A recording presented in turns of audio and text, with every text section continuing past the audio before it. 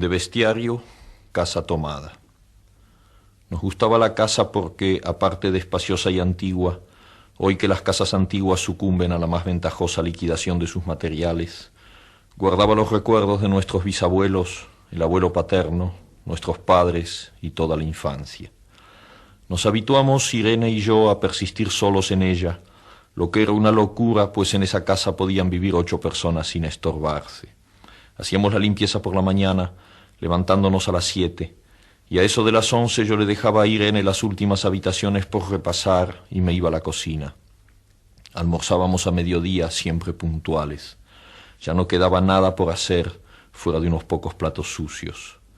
Nos resultaba grato almorzar, pensando en la casa profunda y silenciosa, y cómo nos bastábamos para mantenerla limpia.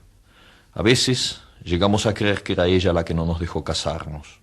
Irene rechazó 2 pretendientes sin mayor motivo. A mí se me murió María Esther antes de que llegáramos a comprometernos.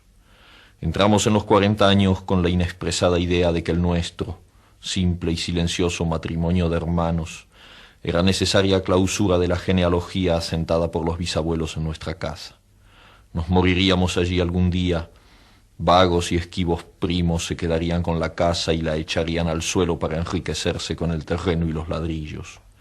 O mejor, nosotros mismos la voltearíamos justicieramente antes de que fuese demasiado tarde. Irene era una chica nacida para no molestar a nadie. Aparte de su actividad matinal, se pasaba el resto del día tejiendo en el sofá de su dormitorio. No sé por qué tejía tanto. Yo creo que las mujeres tejen cuando han encontrado en esa labor el gran pretexto para no hacer nada. Irene no era así. Tejía cosas siempre necesarias, tricotas para el invierno, medias para mí, mañanitas y chalecos para ella. A veces tejía un chaleco y después lo destejía en un momento porque algo no le agradaba.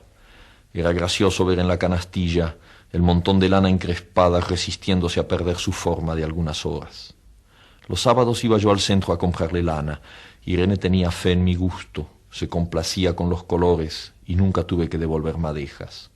Yo aprovechaba esas salidas para dar una vuelta por las librerías y preguntar vanamente si había novedades en literatura francesa. Desde 1939 no llegaba nada valioso a la Argentina.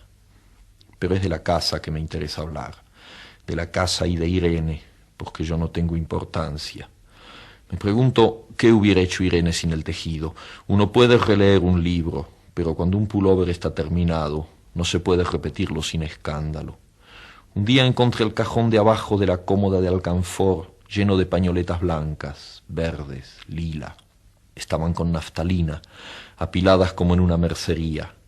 No tuve valor de preguntarle a Irene qué pensaba hacer con ellas. No necesitábamos ganarnos la vida. Todos los meses llegaba la plata de los campos y el dinero aumentaba. Pero a Irene solamente le entretenía el tejido.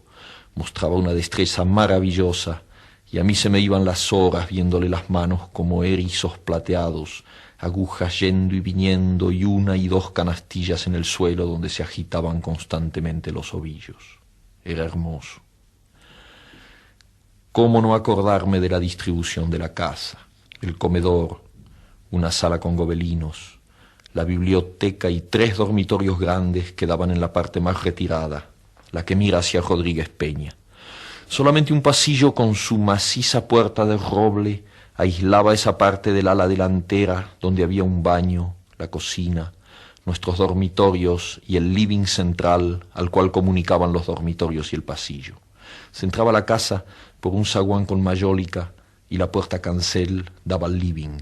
De manera que uno entraba por el zaguán, abría la cancel y pasaba al living. Tenía a los lados las puertas de nuestros dormitorios y al frente el pasillo que conducía a la parte más retirada.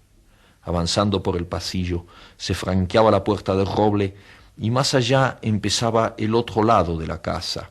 O bien se podía girar a la izquierda justamente antes de la puerta y seguir por un pasillo más estrecho que llevaba a la cocina y el baño. Cuando la puerta estaba abierta, advertía uno que la casa era muy grande. Si no, daba la impresión de un departamento de los que se edifican ahora apenas para moverse. Irene y yo vivíamos siempre en esta parte de la casa. Casi nunca íbamos más allá de la puerta de roble. salvo para hacer la limpieza, pues es increíble cómo se junta tierra en los muebles. Buenos Aires era una ciudad limpia, pero eso lo debe a sus habitantes y no a otra cosa. Hay demasiada tierra en el aire. Apenas sopla una ráfaga, se palpa el polvo en los mármoles de las consolas y entre los rombos de las carpetas de macramé. Da trabajo sacarlo bien con plumero. Vuela y se suspende en el aire. Un momento después se deposita de nuevo en los muebles y los pianos. Lo recordaré siempre con claridad, porque fue simple y sin circunstancias inútiles. Irene estaba tejiendo en su dormitorio. Eran las 8 de la noche y de repente se me ocurrió poner al fuego la pavita del mate. Fui por el pasillo hasta enfrentar la entornada puerta de roble y daba la vuelta al codo que llevaba a la cocina cuando escuché algo en el comedor o la biblioteca. El sonido venía impreciso y sordo, como un volcarse de silla sobre la alfombra o un ahogado susurro de conversación. También lo oí al mismo tiempo o un segundo después en el fondo del pasillo que traía desde aquellas piezas hasta la puerta. Me tiré contra la puerta antes de que fuera demasiado tarde. La cerré de golpe apoyando el cuerpo. Felizmente la llave estaba puesta de nuestro lado y además corrí el gran cerrojo para más seguridad. Fui a la cocina. Calenté la pavita y cuando estuve de vuelta con la bandeja del mate le dije a Irene: tuve que cerrar la puerta del pasillo. Han tomado la parte del fondo. Dejó caer el tejido y me miró con sus graves ojos cansados. ¿Estás seguro? Asentí. Entonces, dijo, recogiendo las agujas, tendremos que vivir en este lado. Yo cebaba el mate con mucho cuidado, pero ella tardó un rato en reanudar su labor. Me acuerdo que tejía un chaleco gris. A mí me gustaba ese chaleco. Los primeros días nos pareció penoso porque ambos habíamos dejado en la parte tomada muchas cosas que queríamos. Mis libros de literatura francesa, por ejemplo, estaban todos en la biblioteca.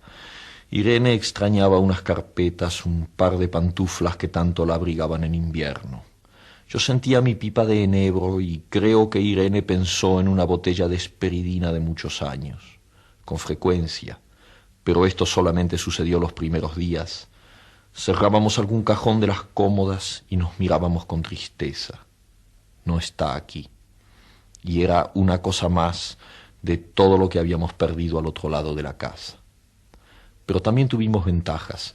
La limpieza se simplificó tanto que aún levantándose tardísimo, a las 9:30, por ejemplo, no daban las 11 y ya estábamos de brazos cruzados. Irene se acostumbró a ir conmigo a la cocina y ayudarme a preparar el almuerzo. Lo pensamos bien y se decidió esto. Mientras yo preparaba el almuerzo, Irene cocinaría platos para comer fríos de noche. Nos alegramos, porque siempre resulta molesto tener que abandonar los dormitorios al atardecer y ponerse a cocinar. Ahora nos bastaba con la mesa en el dormitorio de Irene y las fuentes de comida fiambre. Irene estaba contenta porque le quedaba más tiempo para tejer. Yo andaba un poco perdido a causa de los libros, pero por no afligir a mi hermana me puse a revisar la colección de estampillas de papá y eso me sirvió para matar el tiempo. Nos divertíamos mucho, cada uno en sus cosas, casi siempre reunidos en el dormitorio de Irene, que era más cómodo. A veces Irene decía: fíjate este punto que se me ha ocurrido, ¿no da un dibujo de trébol? Un rato después era yo el que le ponía ante los ojos un cuadradito de papel para que viese el mérito de algún sello de Eupen y Malmedy. Estábamos bien y poco a poco empezábamos a no pensar. Se puede vivir sin pensar. Cuando Irene soñaba en alta voz, yo me desvelaba enseguida. Nunca pude habituarme a esa voz de estatua o papagayo, voz que viene de los sueños y no de la garganta. Irene decía que mis sueños consistían en grandes sacudones que a veces hacían caer el cobertor. Nuestros dormitorios tenían el living de por medio, pero de noche se escuchaba cualquier cosa en la casa. Nos oíamos respirar, toser, presentíamos el ademán que conduce a la llave del velador, los mutuos y frecuentes insomnios. Aparte de eso, todo estaba callado en la casa. De día eran los rumores domésticos, el roce metálico de las agujas de tejer, un crujido al pasar las hojas del álbum filatélico. La puerta de roble, creo haberlo dicho, era maciza. En la cocina y el baño que quedaban tocando la parte tomada, nos poníamos a hablar en voz más alta o Irene cantaba canciones de cuna. En una cocina hay demasiado ruido de loza y vidrios para que otros sonidos irrumpan en ella. Muy pocas veces permitíamos allí el silencio, pero cuando tornábamos a los dormitorios y al living, entonces la casa se ponía callada y a media luz. Hasta pisábamos más despacio para no molestarnos. Yo creo que era por eso que de noche, cuando Irene empezaba a soñar en alta voz, me desvelaba enseguida. Es casi repetir lo mismo, salvo las consecuencias. De noche siento sed, y antes de acostarnos le dije a Irene que iba hasta la cocina a servirme un vaso de agua. Desde la puerta del dormitorio, ella tejía. Oí ruido en la cocina.